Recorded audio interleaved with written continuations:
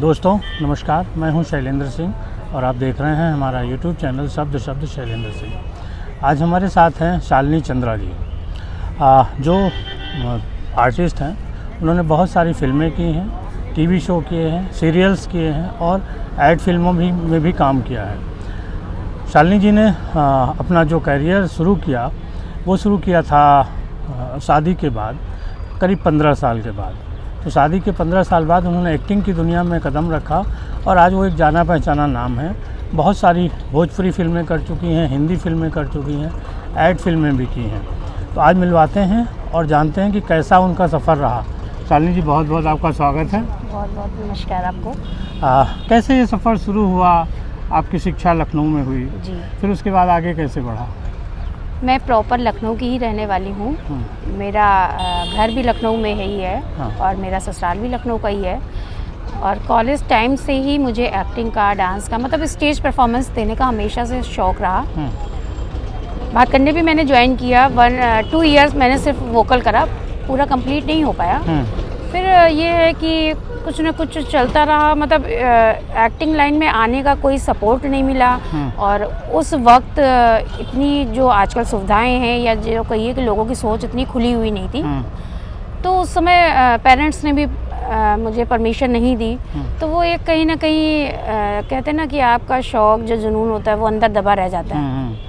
मतलब एक सपना, वो सपना नहीं था, जुनून ही कह सकते हैं आप। सपना तो इंसान भूल जाता है।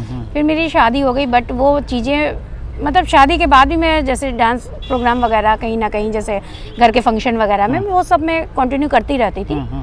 उसके बाद मुझे बस एक मूवी में ऐसे ही जाने का मौका मिला। मैं शूटिंग देखने गई थी एक्चुअली। अच्छा। हाँ, मतलब झूठ नहीं बोलूँगी, गई तो मैं शूटिंग देखने गई थी। और उसके बाद वहाँ पे एक्चुअली एक आर्टिस्ट थी जो ढोलक के लिए थी। सडनली वहाँ पे वो गिर गई तो उनके हाथ में कुछ चोट लग गई। तो ये हुआ कि कोई अगर यहाँ पे आर्टिस्ट हो, किसी को आती हो बजाना, आर्टिस्ट तो नहीं कह सकते, किसी को आती हो, और मैं ढोलक बजाना और मैं जिनके साथ गई थी, तो उन्होंने मुझे पहले बोल दिया था कि थोड़ा सा अच्छे से तैयार व्यार होके जाइएगा। तो मैं मतलब गेटअप के हिसाब से ठीक थी। तो मैंने क्या, जिनके संग गई थी उन्होंने ही बोल दिया। मुझे तो नहीं लगा कि मैं मतलब उस लेवल पे जा सकती हूँ, क्योंकि घर में बजाना और बाहर, क्योंकि मैं प्रोफेशनल नहीं हूँ, आती मुझे नहीं है, बस शौकिया बजाती हूँ। तो उनका काम चल गया। उन्होंने फिर मुझे 15 दिन बुलाया। शेखर सुमन जी के बेटे अध्ययन सुमन को लॉन्च कर रहे थे लखनवी इश्क में। अच्छा। जी। बट वो आई नहीं पिक्चर। अच्छा। मगर एक जो कहते हैं, मुझे वो जरिया मिल गया मुझे। फिर उसके बाद वहाँ पे 1-2 लोगों ने नंबर लिया मेरा। साल भर तक कुछ भी नहीं हुआ। मैं भी भूल गई कि चलो ठीक है, नंबर लिया। लोग ऐसे नहीं बुला लेते हैं। और वो मेरा एज ए, आप कह सकते हैं, आर्टिस्ट नहीं था, क्राउड ही था। उसके बाद मुझे जैनम पिक्चर थी जिमी शेरगिल जी की। अच्छा। तो वो आपके, उसके लिए फिर मेरे पास क्राउड के लिए ही कॉल है, क्राउड के लिए ही आई। हाँ, क्योंकि किसी को पता ही नहीं था और मैंने बता भी नहीं रखा था, क्योंकि कुछ ऐसा प्रोफेशनली मेरे पास डिग्री तो थी नहीं जो मैं क्या बताती। एक एक्टिंग प्रोफेशनली होना, एक मुझे शौक होना, बहुत अंतर होता है। और खुद में भी कॉन्फिडेंस नहीं था कि मैं कर सकती हूँ। मतलब ये कॉन्फिडेंस था क्योंकि मैंने कभी कैमरे के सामने नर्वस नहीं हुई। मैं फर्स्ट टाइम भी मैं नर्वस नहीं हुई। बस उसके बाद गई, फिर वो सिलसिला, कॉन्टेक्ट बढ़ते गए, सिलसिला चलता गया। बीच में अप डाउन हुआ, कभी गई कभी नहीं गई। फिर उसके बाद बस लोगों से कॉन्टेक्ट होता गया। उसके बाद फिर मैं फीचर में जाने लगी। फीचर आर्टिस्ट जाने लगी। अच्छा। उसके बाद मुझे ये पता चला कि हाँ, अगर आपको कुछ करना है, देखिए मैं इतना समय दे रही हूँ और मुझ में काबिलियत है, तो मैं अपने को इम्प्रूव कर सकती हूँ। फिर मैंने ऑडिशन के जरिए, उसके जरिए करना शुरू करा। शॉर्ट मूवी मैंने पहले करनी शुरू करी। कौन सी फिल्म थी पहली फिल्म तो मेरी थी गोंडा जनपद। अच्छा। वो थी, उसमें मैंने समधी का कैरेक्टर करा था। समधिन का। हाँ। फिर उसके बाद मेरी थी, इतनी फिल्में हो गई 10-15 हो गई, क्योंकि इतनी याद भी सडनली नहीं रहती हैं। शूट होते रहते भूलती जाती हूँ। वो मूवी जब करी तो उसके बाद वो 3 साल बाद मूवी आई। अच्छा। क्योंकि मूवी तो आप जानते वैसे भी इतनी जल्दी नहीं बनती। फिर वेब सीरीज वगैरह भी करने लगी, शॉर्ट मूवी करने लगी, एड फिल्म करने लगी। बीच में मैंने थिएटर भी करा।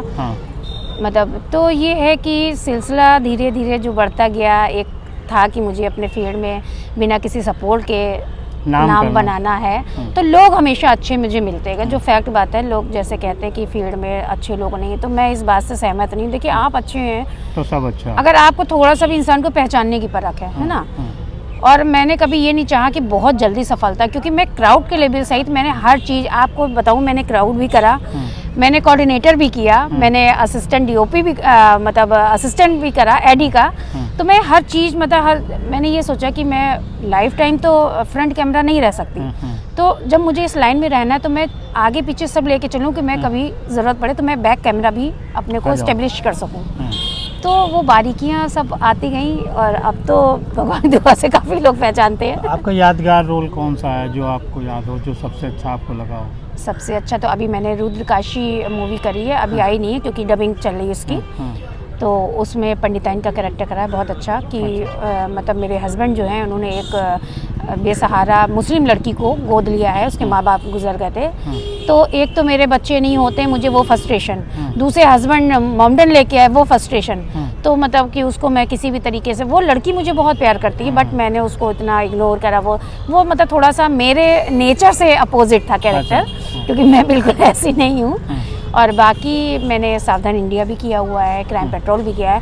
क्राइम पेट्रोल का एक जिसको कहूँ कि सीरियल मैंने किया एपिसोड, उसमें आतंकवादियों का था, तो मतलब बम ब्लास्ट वगैरह हुए या कुछ, तो उस सीन को करके मतलब जो महसूस हुआ ना कि जिनके वाकई में बच्चों को किडनैप कर लिया जाता है या जो लोग अपहरण करके ले जाते हैं, जिनके बच्चों का भी नहीं पता चलता पेरेंट्स पे क्या गुजरती होगी या डिमांड्स देख रहे हैं, मतलब सामने बच्चे हैं, आप बच्चों तक नहीं पहुंच पा रहे हैं और बच्चे तिल तिल मर रहे हैं। तो वो सीन करके मुझे ना मतलब मेरे उस समय भी रोंगटे खड़े हो गए थे और जो मेरे उस समय फीलिंग थी वो रियल फीलिंग थी, मतलब उस दर्द को मैं रियल महसूस कर पा रही थी। और ओरिजिनल आंसू, मुझे वहाँ पे ग्लिसरीन की ज़रूरत नहीं पड़ी, ओरिजिनल मेरे आंसू वैसे मेरे जनरली निकलते हैं, शूट करती हूँ, क्योंकि जब तक आप कैरेक्टर में ढलते नहीं तब तक आप अपना बेस्ट नहीं दे सकते।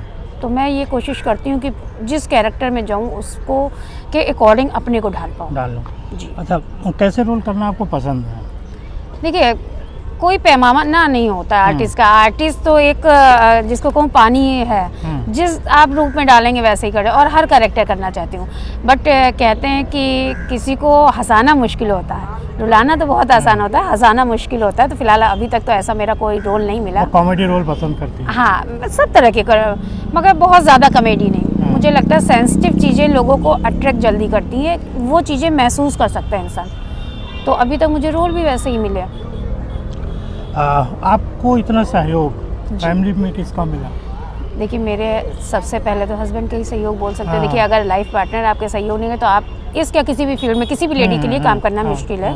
सेकंड थॉट कि आपके इन-लॉज, क्योंकि जब आप शादी होकर दूसरे परिवार में जाते हैं, देखिए एक होता है कि आप अपने पेरेंट्स से लड़ झगड़ के कोई काम करवा सकते हैं, इन-लॉ से आपको इजाज़त परमिशन लेने की ज़रूरत होती है। बट हमारे घर में बिल्कुल अपोजिट है।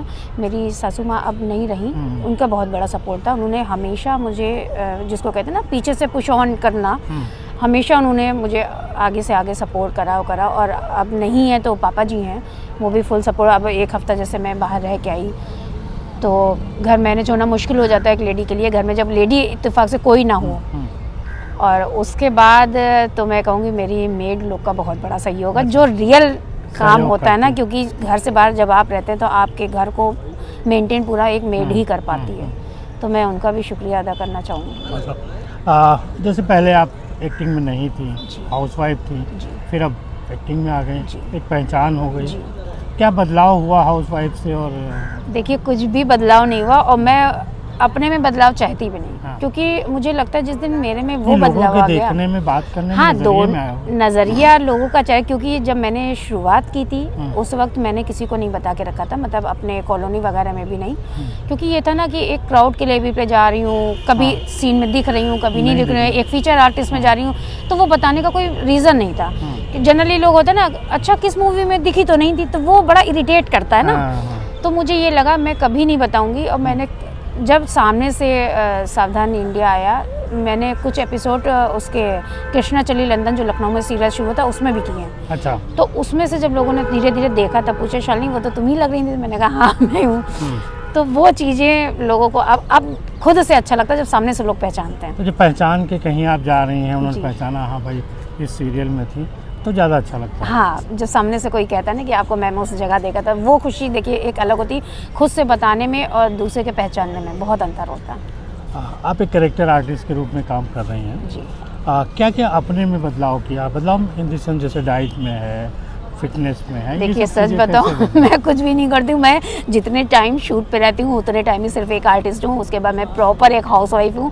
मतलब घर आने के बाद अगर मुझे झाड़ू लगानी तो मैं वो भी लगाऊंगी, मुझे बर्तन बनने तो वो मैं क्यों करूँगी। तो ना तो मैं कोई जिम करती हूँ, ना मैं कोई योगा करती हूँ, और डाइट इतनी मेरी है नहीं, तो बस ऊपर वाले का रहा है, मैं कि खुद ही बॉडी मेंटेन है। कुछ और आपकी हॉबीज़ हैं? क्योंकि हाँ, हॉबीज़ मेरी शुरू से मुझे बस डांसिंग का, सिंगिंग का, एक्टिंग का, थोड़ा बहुत अब लिखने का शौक हुआ। आप देखते ही होंगे मैं FB पे रोज़ एक अपनी लिखी पोस्ट शेयर करती हूँ।